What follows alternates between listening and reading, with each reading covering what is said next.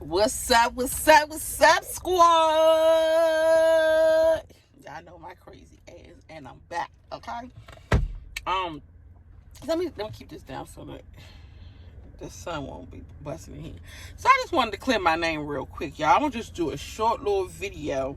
I'm not trying to go on a rant or a tangent. I'm just gonna do a short little video because I got something to say, okay? First of all, I read some comments and it had me like, what in the fuck? Several people in my comment section.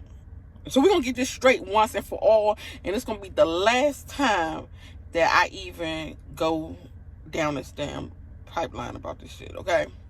I'm not going to go down there. Oh, excuse my language. I forgot. Y'all don't want me to cuss. I can't please all the people all the time. Nor some of the people some of the time. So I'm just going to start pleasing myself. Because y'all are hard to please. I thought you could please some of the people some of the time. But y'all be difficult. Okay? So I'm just going to just worry about pleasing myself. Because I can't satisfy y'all. When I put videos up that's very bright and happy and doing stuff with my family, nobody hardly watches those. Those too boring.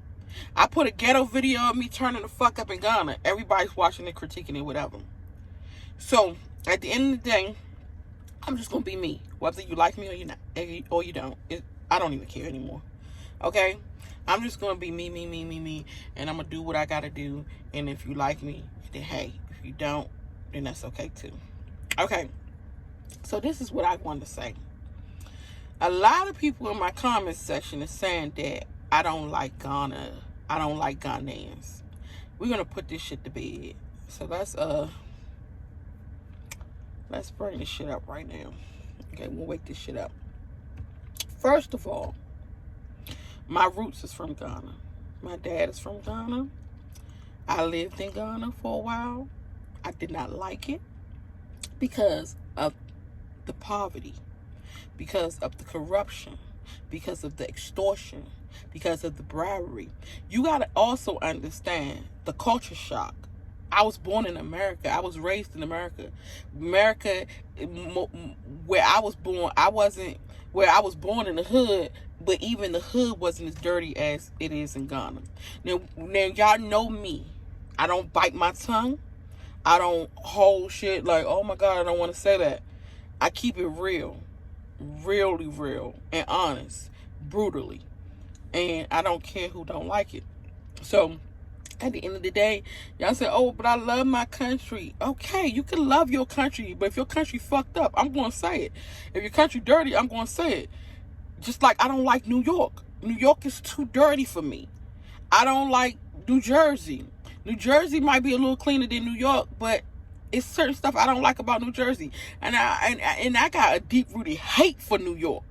Like, really hate New York. I don't want no parts of it at all. Okay.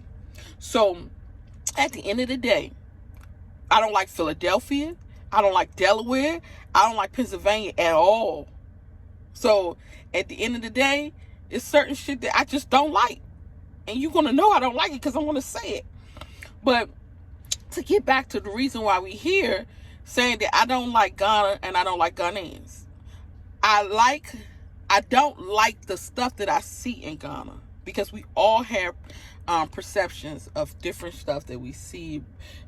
We perceive things differently. It might be like, dang, they need to clean up. I feel like, oh, they need more money here. They need to do this. It's different stuff that I feel, and I have a right to speak my mind and my piece and say what I don't like and what I do. So it's not that I hate the country, because I don't. It's just certain stuff in the country that I don't like. Now, the people, those my motherfucking peoples, okay? So for somebody in the comments, or 2 or 3 or 4 people to say that I don't like Ghanaians, you got life all the way fucked up, tangled and twisted. I've never in a million years say that I don't like Ghanaians. Never. Africans, period. I'm so fucking deep rooted that all I wear is African clothes every day. If it ain't African, I don't want it. Y'all might say, oh, I got me a little African outfit. I got African books, notebooks, African book bags, African shoes, African pencils. I go hard in the paint. I'm actually starting to put African fabric on my glasses. If it ain't African, I don't want it. Okay? That's how deep rooted I am into my roots, into my African roots. Like, I go overboard. My whole house is African. I got African statues all over my house. One day I'm going to do a house tour and show y'all. Even my new house in Mexico, I got African bed sheets, African curtains, African rugs. My bathroom is African. My living room is African. If it ain't African, don't give it to me. I only like working with Africans. My hair is not done because I can't find an African to do it. I just went to Dubai and an African did my hair. That was the last person who did my hair. Because if it ain't African, don't put your hands in my head. Because I don't want your shit all in my spirit. So at the end of the day, if it ain't African, don't give it to me. My car is all African. I'm about to get my seats wrapped in African fabric. That's how much I love Africa and how much I love my African people. I have so many business connections with Africans. It's if I gotta find something need to be done. I say, oh, I do taxes myself, but let's say if I need to do taxes, if I needed to get the merchant services put in my business, if I needed whatever I needed for my business, I need somebody to mentor me. Everything is going to be African. So I will have an African tax professional. I will have an African merchant service. Just like the Chinese do, that they only deal with their own kind. That's how I am. I only deal with Africans. Period. I don't even deal with Americans no more. Like, American business, don't. Never mind. I'm in search for an African business that does the same thing that you do. That's how much I love my people. And when y'all see me around in Ghana, and I'm going in the trotros and talking to people. What tourist, African American, is going to come to Ghana and get in a hot ass trotro where you don't have even no room to move with the locals? Who gonna do that? I do that. I'd rather get in the trotro with my peoples than be in a cab going by myself. That's because I want to be amongst the people. I want to be amongst them. If I didn't like them, I wouldn't want to be in a trotro with them. I wouldn't want to be with the locals. I ride around in the little cart. Come on now. Like, really. The little car that y'all see when y'all going to Elmina and all that, and beep beep, that little car that they built, I ride in those with my people. I don't give a fuck, Keisha.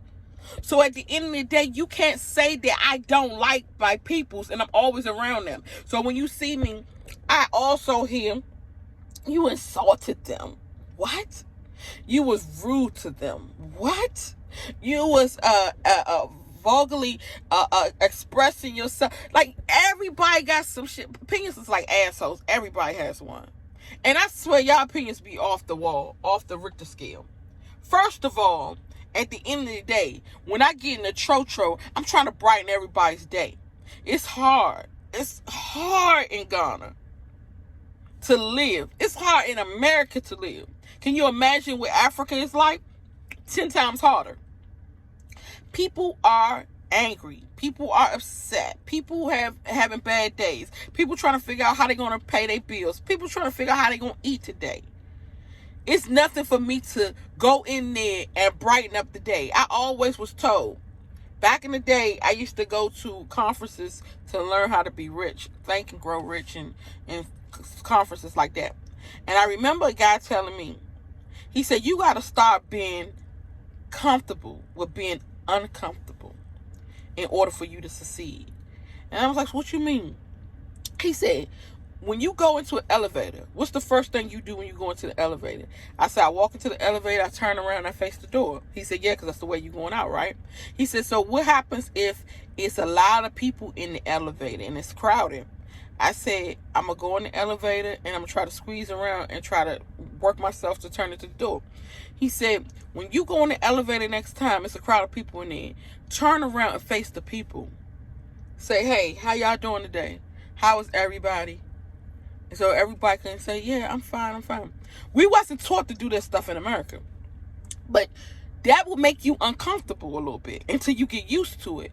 It will make you uncomfortable because you'll be like, damn, people going to be looking at me some kind of way. They're going to be looking at me like, why this bitch speaking to me? And it's going to also make them uncomfortable because they're not used to it. Make yourself uncomfortable. Because only the ones that does uncomfortable shit like that succeeds. I remember going into these MLMs and multi-level marketing programs and schemes that they be having. And I'm getting into the MLMs, and most majority of them, you have to recruit people. So you have to call and say, hey, I wanted to know if you wanted to go with Infinity Downline where you pay $5 a month and then you bring other people and they pay $5 a month and you could be a millionaire. So I remember going in these programs, but in order to succeed in those programs, you have to be uncomfortable. So you will be energetic because you will go to the conferences and you'll see all these billionaires and all these people making money, and then they'll be like, okay, so you got to go out there and you got to work, and you'll be your momentum up. You'll be like, oh my God, I got this. I'm gonna call all my friends, call my parents, call everybody, my family, tell them, look, I'm doing this new program. I want you to join my business. And then a week later, you won't feel that same way. You got to keep that same energy. And you don't feel that way. You be like, man, I can't do this no more. This ain't for me. Because everybody keep turning me down. I keep hearing no. The people who succeed in those programs are the people that's comfortable with being uncomfortable. Look how many people you have to call a day. Look how many no's you get. Look how many people hang up on you. Look how many of your friends say, nah, I ain't trying to do that shit right now. I ain't got time for that shit. Like, but you have to keep going. You have to be consistent. So therefore, once you be consistent, then you grow. And then you like, damn, okay, I now finally got a yes. And then I got another yes and another yes and another yes. But you have to start from somewhere. So at the end of the day, it's nothing wrong with being uncomfortable. You make the people uncomfortable till the people open up to be comfortable. Nobody else is going in there giving a fuck. But I give a fuck about how your day was. Like, I really care about you to even want to know.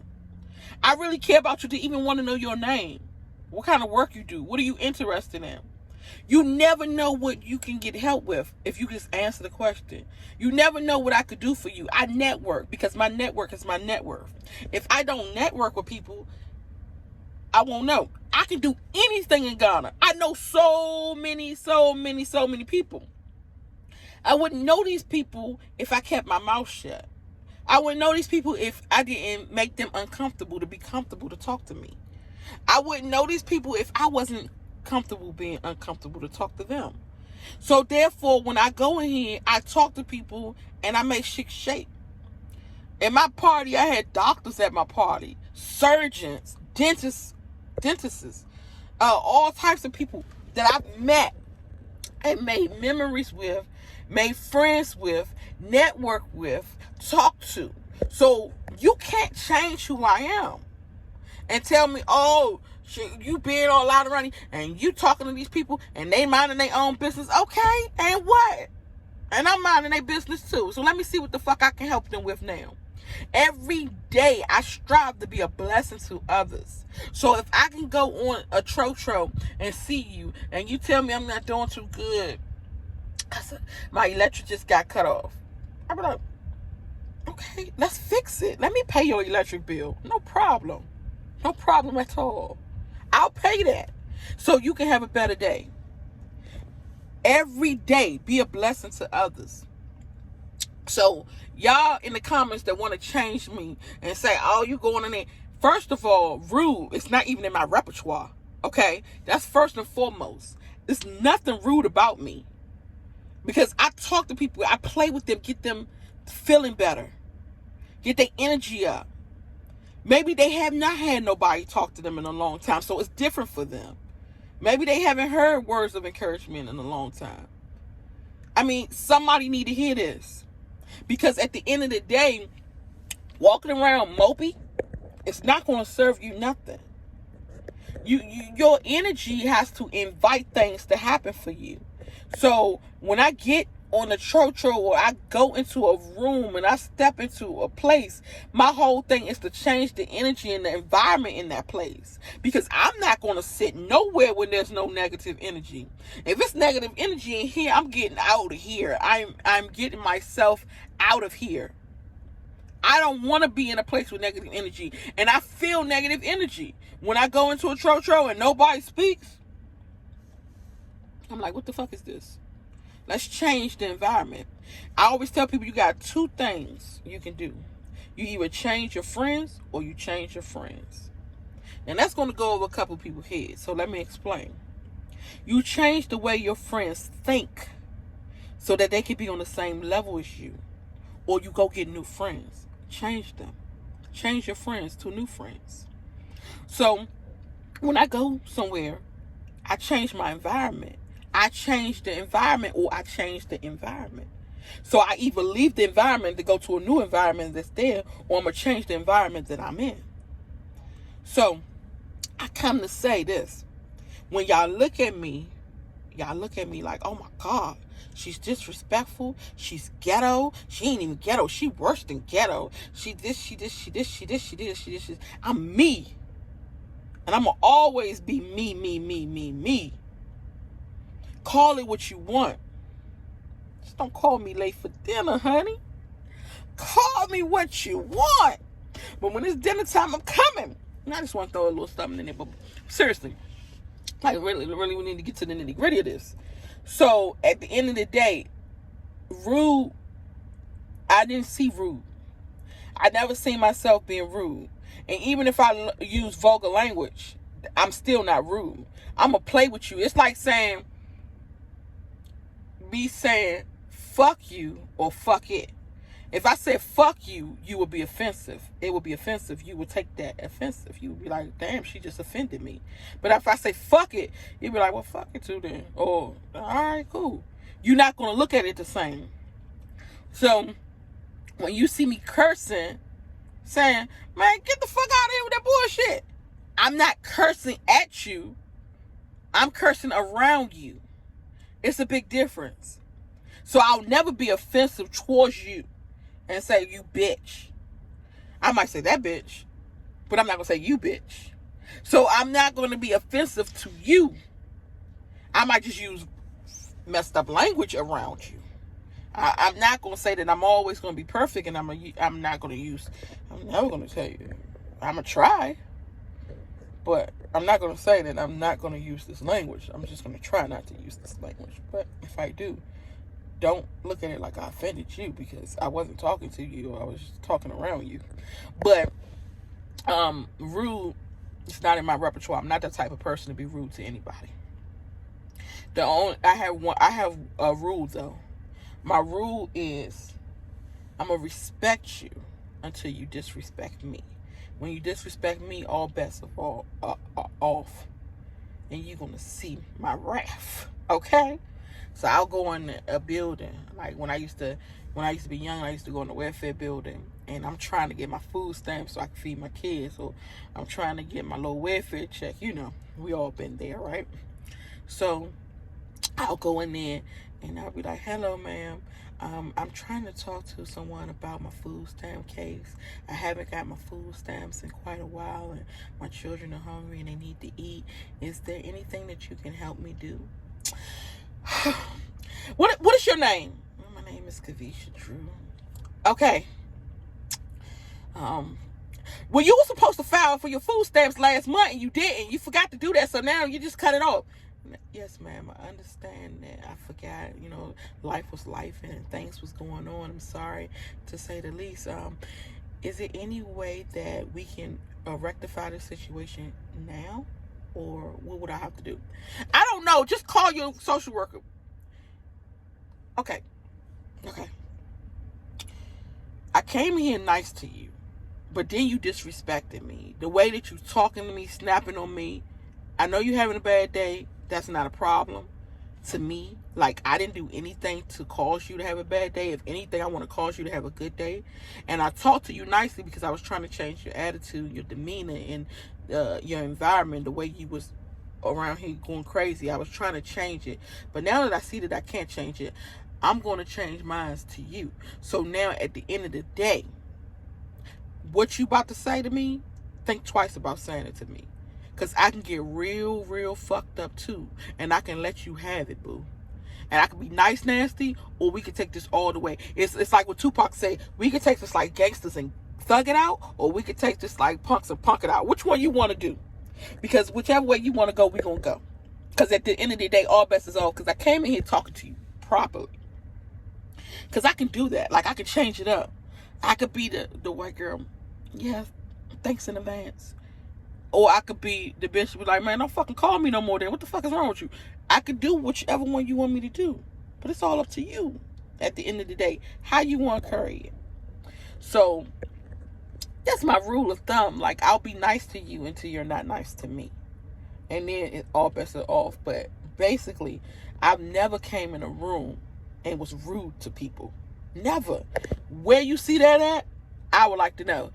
Take my video and do a fucking video, a commentary on my video, and tell me where was I rude to those people. Tell me, how did I come in there nasty to those people when I came in there respectfully at the same?